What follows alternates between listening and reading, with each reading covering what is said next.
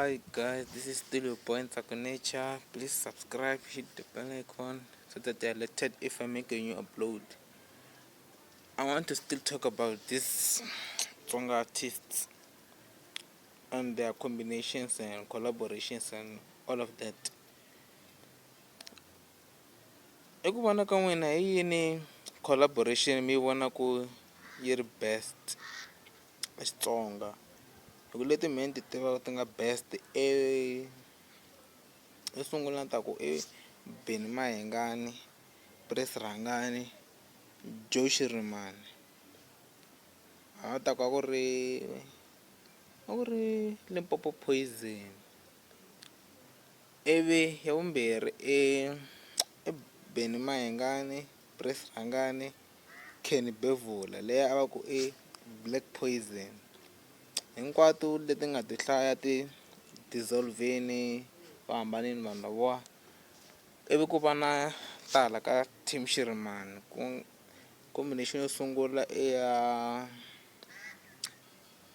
Joe Shirimani, Mr Post na Mambawulele ni ta ku na vo Mapele, leyo sungulo after ku Benny Mayengani se a ta va fambini. Ivi loko se vo Mapele va fambini ku sala ku va na yin'wani ya vumbirhi ku nga Joe Shirimani, Mr Post sweswi na Prince Rhangani na va Psychology. Se ka ti-combination leti ni nga ti hlaya hi ni vona ku yi nga best hikuva sweswiwa ku na Benny Mayengani na Hlavu the Gupta ku nga producer ya yena ma swi vona. Se leti ta vo DJ Mfundisi hi nga ti hlaya hi ku sweswi letiwa i ta i swa sweswiwani leswiwa hina hi vulavula hi leswi nga hundza.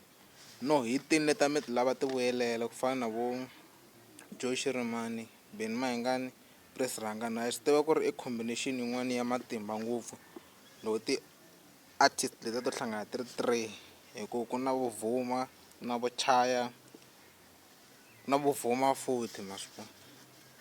So ni kombela mi comment-a kwalaya mi ku mi ni byela ku hi yini combination leyi mi nga navela ku ri yi vuya siku rin'wana tinqambi letiwa ti collaborate va endla album va endlela hina ti-fans ta vona. Se n'wina mi ta comment-a kwalano swo vote unfortunately a swi nge vi kona mi to comment-a mi ta ti hlaya ta announce.